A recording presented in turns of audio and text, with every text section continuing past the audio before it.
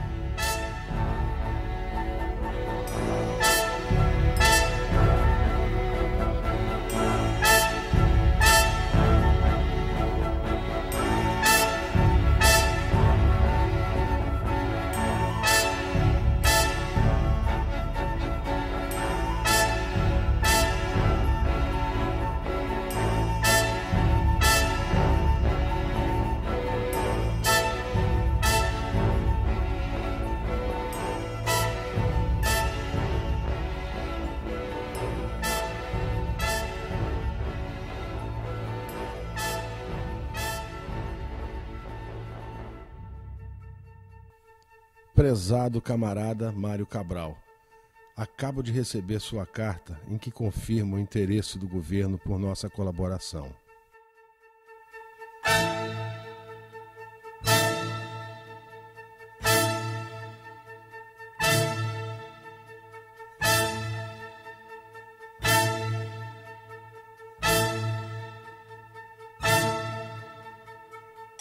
Em 1975, Paulo Freire e a equipe do Instituto de Ação Cultural, IDAC, com sede em Genebra, Suíça, receberam o convite de Mário Cabral para desenvolverem o programa de alfabetização da Guiné-Bissau.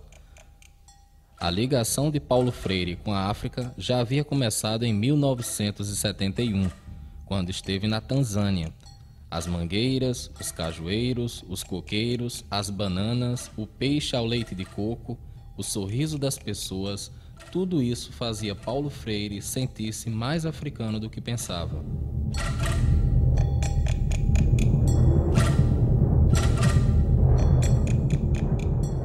Ir para a Guiné-Bissau era como se fosse uma volta. Tudo parecia familiar. Mesmo assim, havia muito para se aprender sobre Guiné-Bissau, tanto para a equipe de Freire quanto para os próprios guineenses, no esforço comum de conhecer a realidade que buscavam transformar. Freire sabia que iria trabalhar não com intelectuais frios, objetivos, nem com intelectuais que se julgam neutros, mas com militantes engajados no esforço sério de reconstrução de um país. Um país que lutou pela sua libertação nacional em guerra contra o colonialista, que não matou a cultura, a história, a alma de um povo.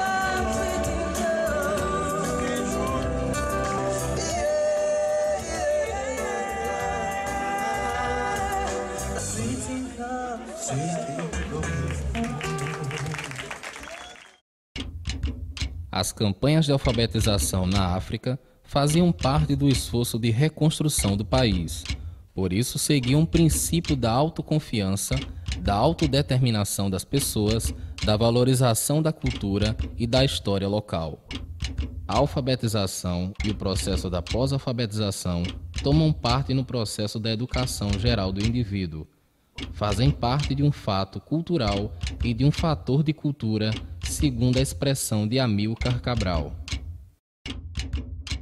Amílcar Cabral é líder da independência de Guiné-Bissau e de Cabo Verde. Ele esteve na gestação de todos os movimentos da libertação dos países da ex-colônia portuguesa. Ele foi mentor da nossa revolução. Nós, ou seja, os guineenses e os cabo-verdianos, consideram Amílcar Cabral como o pai da nossa independência, da nossa liberdade que nós estamos vivenciando agora. Ele achava que a única saída para o povo guinense, ou seja, as colônias portuguesas, era alfabetizá-los e para que eles possam ter noção por que sair daquilo e para onde a gente vai. E qual a importância da alfabetização no ser humano, no indivíduo e numa pessoa. Ou seja, ele sempre dizia que as crianças são a razão da nossa luta e o flor do nosso combate. É por isso que eu estou lutando para libertar o meu povo. Então, na altura da independência, Amílcar Cabral não pensava só libertar dos colonizadores. Ele pensava também como libertar e para que libertar. Porque na altura, Guiné-Bissau, nos anos 50, 1% da população era alfabeto. Ou seja, 99% da população era analfabeto. Então, naquela altura, como o nível de analfabetos era 99% da população, ou seja, a única arma que Amílcar Cabral pensava que poderia resolver o problema da situação de Guiné-Bissau era alfabetizar o povo guinense. Então, para isso, pediu ajuda a Paulo Freire. Olha, Paulo Freire, ele trouxe a experiência de Amílcar Cabral para Juazeiro, fazendo alguns destaques extremamente importantes. Um dos destaques, que eu acho que sutilmente, talvez ele tenha sugerido que a gente fazia uma luta local, mas esquecia dessa luta global, essa luta geral, ele nos ajudou a entender quando ele dizia que Amílcar Cabral não fazia apenas a luta na selva. Ele saía da selva, ia para a Europa, não apenas para denunciar as atrocidades, mas também para anunciar a esperança e a conquista. Acredito que não apenas da Guiné-Bissau, de Cabo Verde, mas a luta de todos os oprimidos. Então não adianta você fazer uma luta local se não há uma ação política mais geral, se a sociedade toda ela também não toma parte, se ela também não se responsabiliza por esses processos de transformação que estão numa instância muitas vezes mais local e mais regional. Então, Paulo Freire e Amílcar Cabral, eles tinham muitas coisas em comum, tanto na libertação do povo, na aprendizagem de um povo, forma de viver um povo e respeitava a cultura de um povo. Quando eu penso em Paulo Freire, eu não consigo separar da educação popular. E a educação popular como uma arquitetura, um trabalho de criação. Para mim, isso é a grande lição que eu aprendi com Paulo Freire. Então, eu tive o privilégio, né, de ter essa semana de estudos e continuei, né, lendo a obra dele.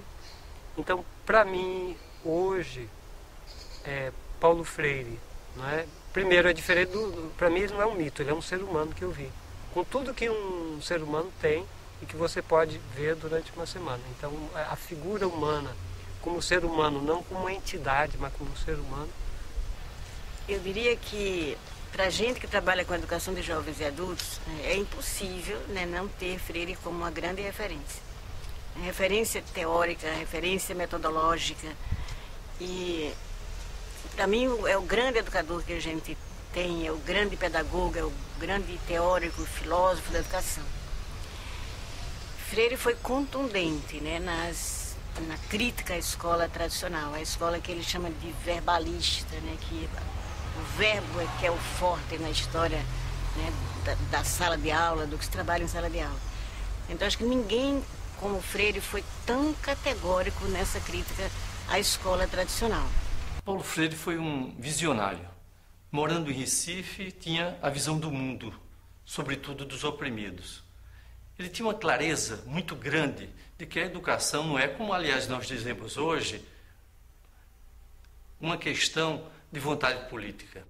A educação para Paulo Freire é um ato político, Por isso, a educação está a serviço da liberdade. Nesse sentido, ninguém pode ser excluído, ninguém pode ser expoliado desse direito, por uma questão de justiça social. E é também por isso que as ideias de Paulo Freire ganharam o mundo. Freire é, sem dúvida, um dos maiores intelectuais da área da educação no mundo inteiro. Freire sai do Brasil no meados da década de 60 por uma condição não desejada. É o Freire do Nordeste brasileiro, é o Freire de Recife, de Pernambuco, da Paraíba, de Angicos, que já tem uma formulação crítica à educação bancária, à educação alienante. É o Freire que já tem concretizado o seu método de alfabetização, que forma inúmeros trabalhadores no contexto brasileiro contra essa dinâmica de opressão da época, por uma educação libertadora e popular. A atualidade do pensamento de Freire faz dele sempre uma referência para quem se arrisca a trabalhar com a educação de jovens e adultos. Embora que, em termos operacionais, nas escolas, os princípios freirianos quase sempre são traídos. Trata-se o aluno como ouvinte e o Paulo Freire como um teórico a mais, sem o cuidado em trazer a escola para a realidade do mundo, nem com a inclusão das pessoas nos processos educativos. Inclusão é estar junto, é participar, é interagir, é aprender, é conhecer, é trabalhar, é fazer. E sempre refletidamente, né? Como Freire nos dizia. Freire, como intelectual do mundo, é, sem dúvida, um dos grandes intelectuais da vida. A sua história, a sua trajetória, a sua biografia inspira, forma, não apenas a juventude, os professores, os educadores daquela época, mas também nos dias de hoje. Inspira para que cada um, do seu jeito, no seu tempo, da sua maneira, na sua realidade, pensando o mundo, possa também exercer este papel de intelectual da vida.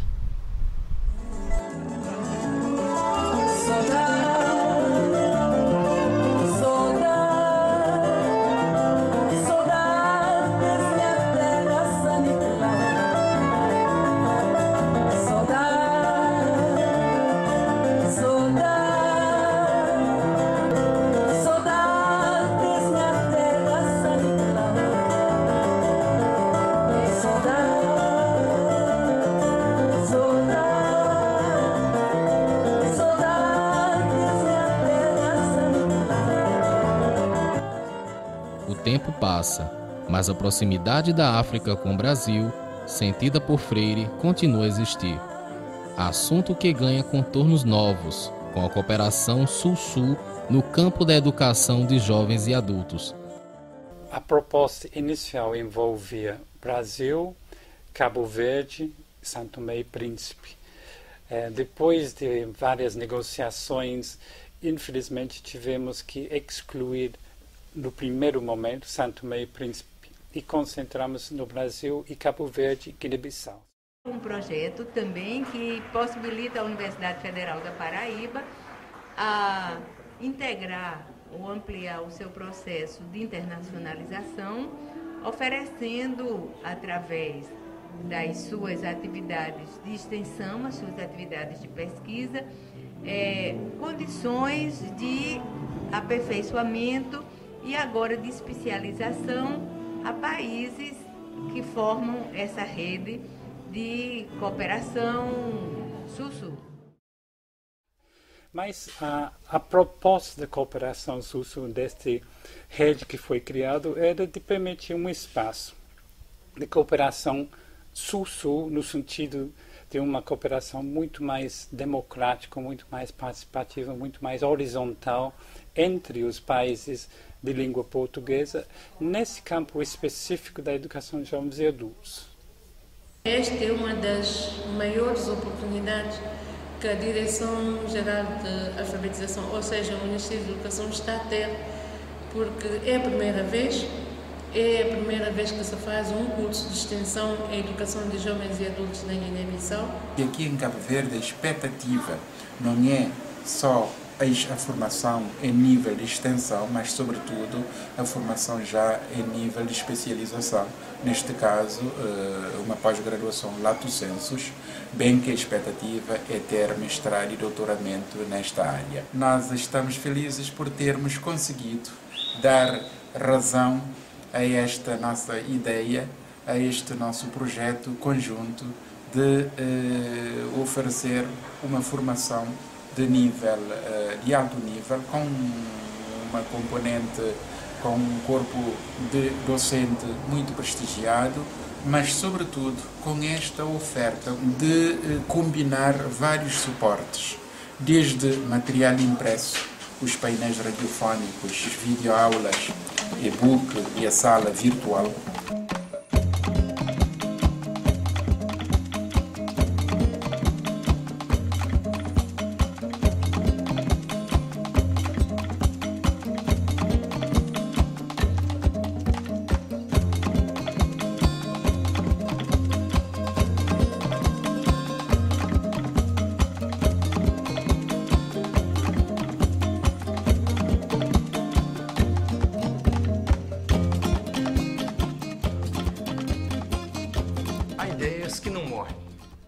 As ideias de Paulo Freire não vão morrer, porque não eram ideias tiradas da cabeça de Paulo Freire, eram ideias tiradas da realidade. Elas serão adaptadas ao momento de hoje e só assim elas poderão continuar vivas na cabeça e no coração dos educadores. Caros camaradas que cuidam da educação, eu, como Paulo Freire, brincava de ser professora e tive dificuldade de distinguir entre o professor imaginável e o real, e era feliz nos dois mundos. Nós fazemos o mundo. Tudo o que fazemos faz o mundo. Somos, sem saber, construtores do mundo. O que proponho na educação é o respeito à cultura do outro, respeito pela língua do outro, a cor do outro, gênero do outro, classe social do outro, orientação sexual do outro. Precisamos olhar e olhar novamente para nossa prática e teoria. A colaboração entre os países do Eixo Sul deve ser solidária e de respeito mútuo. A escola não tem como mudar o mundo. O mundo é um tanto maior, mas ela é semente do muito que na vida podemos ser. Pregamos um mundo melhor, com respeito às pessoas e à natureza. Por pensarmos o que fazemos, somos os intelectuais da vida, somos os freires de hoje.